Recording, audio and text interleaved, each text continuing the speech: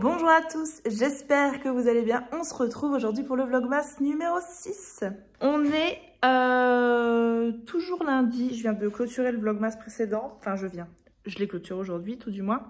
Je viens de continuer d'emballer le calendrier de l'Avent des garçons. Quand je dis les garçons, c'est les garçons et mon mari. J'ai pas tout préparé d'avance comme je le faisais les années précédentes parce que j'avais envie de pouvoir mixer un peu et si je trouve des petites choses de dernière minute, de pouvoir les inclure. Chose qui était une très bonne idée puisque j'ai trouvé des choses à Montreuil et du coup je les ai inclus dans le calendrier de l'Avent. Vous voyez, je vous montre un peu comment j'ai fait cette année. Je me suis fait une petite liste avec tout ce que je glisse au fur et à mesure, quand c'est emballé, etc. Avec mes idées dans quel ordre je les mets. Et ici, c'est ce qui me reste à mettre dans le calendrier de l'Avent. À emballer, etc. Pour les garçons, on avait des cartes Pokémon. Là, on a des sucres d'orge. Là, j'avais des livres. Là, c'est des boules de Noël aujourd'hui à fabriquer. C'est des boules en polystyrène avec les petits séquins. Ça, c'est le cahier d'activité Usborne que j'ai trouvé ce week-end. Des livres, des sucettes. Ça, c'est des œufs de dragon qu'on met dans l'eau, etc. qui éclosent. Ensuite, ça, c'est les Pokémon à construire que j'ai donc trouvé à Montreuil. Dimanche, alors ouais, ça, c'est le genre de truc que je suis pas sûre à 100%, j'attends de voir comment s'organise un peu mon dimanche. Mais j'aimerais bien qu'on aille au ciné voir le nouveau Disney. Donc, je me dis que ce sera ça, le calendrier de l'Avent de dimanche, un bon. Puis voilà, après, il me reste plein de choses à mettre et donc plein de cases vides et j'organise au fur et à mesure. J'ai ça aussi à mettre. Ah non, ça, je l'ai déjà mis. J'ai failli faire la boulette. Voilà, c'était pour vous montrer un petit peu ce que je mettais dans le calendrier de l'Avent. J'ai essayé de privilégier les livres, les activités, les sorties en famille. Après, voilà, il y a quelques gourmandises, quelques cadeaux, Mais ouais, principalement, ce sera des livres, des activités manuelles, des trucs à faire tous ensemble. Voilà, les livres, on les lit ensemble, etc. C'est vraiment essayer de créer des moments de partage autour de ce calendrier de l'Avent. Donc voilà, c'était juste pour ouvrir ce nouveau vlogmas. Niveau lecture, j'ai entamé, j'ai un update à vous faire et je vais vous parler de la lecture que j'ai entamée. Mais pour ça, je vous reprendrai demain.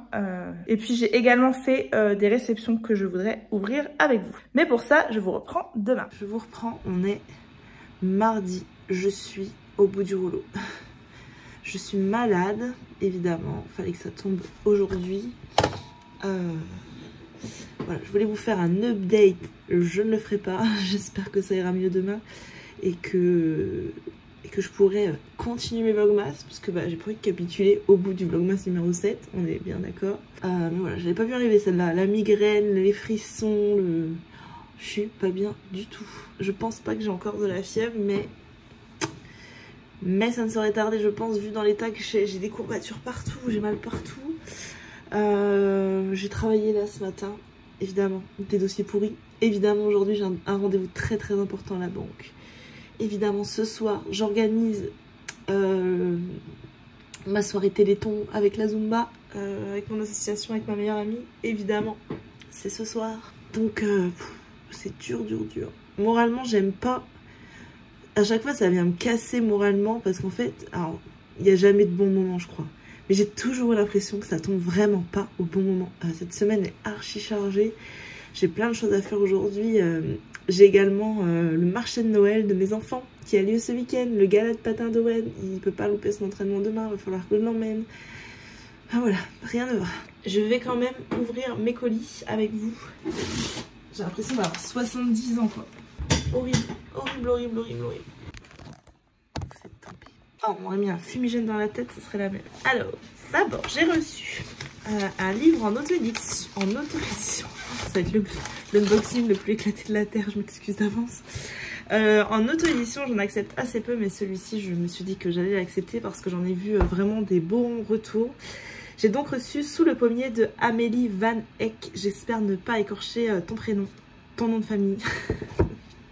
Je suis désolée, ça y est. Je crois que la fièvre arrive et que la meuf est en train de... Après avoir obtenu son diplôme d'histoire, Lisa décide de quitter sa Belgique natale et de partir à la découverte des origines de sa mère bolivienne, décédée quelques années plus tôt. En renouant avec le passé de celle qui l'a mise au monde, elle va aussi plonger dans le quotidien d'Eva, une religieuse entrée au couvent de force en 1866. Au fil de l'intrigue, ce sont 3 portraits de femmes qui luttent pour leur liberté qui vont se tisser. J'ai un appel, je vous reprends après. Donc voilà pour celui-ci. Ah, je vais enlever ça parce que je suis pas sûre du son. Je suis gelée. Mon mari vient de m'appeler, il est pas bien non plus. Donc comme ça, c'est réglé. Voilà. Qu'allons-nous faire de nos gosses? Je ne sais pas. Je me suis archi maquillée, j'ai pas une tête de déterré, mais... Ensuite, j'ai reçu de la part des éditions Phileas l'alibi, c'est donc un roman graphique. L'alibi, c'est le mode de défense par excellence d'une personne soupçonnée d'un crime ou d'un délit pouvant aller du vol de bonbons au meurtre avec préméditation. La preuve irréfutable de son innocence. Dans ce recueil, chacun des auteurs use de ses meilleurs arguments pour détourner tout soupçon d'un coupable, faire plonger un innocent ou au contraire défaire l'argumentation parfois savante d'un criminel tentant d'échapper à une accusation méritée. 15 auteurs de bande dessinée décryptent le double langage des pires parmi les pires en 10 récits criminels d'anthologie. J'aime bien les petits BD où il y a plusieurs histoires dedans. Ça permet de la picorer de temps en temps. Oh, le dessin est très beau. Hop. Du coup, c'est peut-être pas forcément toujours le même. Enfin voilà, je vais la garder pour le challenge qu'on fait avec Flo tous les ans. Enfin tous les ans.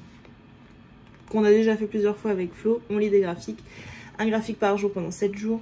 Ensuite, j'en ai reçu deux autres, toujours de chez Phileas. J'ai reçu L'été des 4 rois. La liberté guide le peuple. Juillet 1830. L'ancien régime de retour s'accroche au pouvoir quand le peuple de Paris se soulève sous une chaleur caniculaire.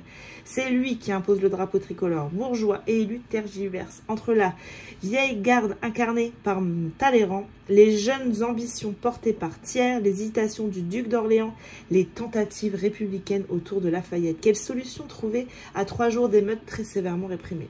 L'issue se dessine peut-être dans le salon de la comtesse de Boigne. Voilà.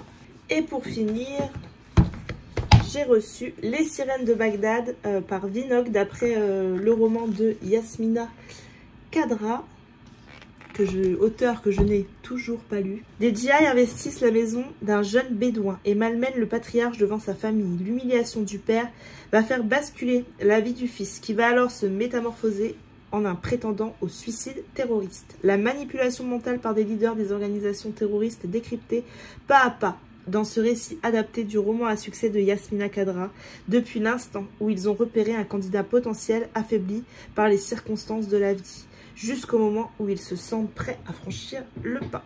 Un très grand merci à Phileas pour l'envoi et un immense merci à Amélie pour l'envoi de son roman en auto-édition. J'ai vraiment trop hâte de le découvrir. Ça sera maintenant l'année prochaine. Elle m'a marqué à l'intérieur. Prépare-toi à embarquer pour la Bolivie. J'espère que le voyage te plaira. Bonne lecture, Amélie.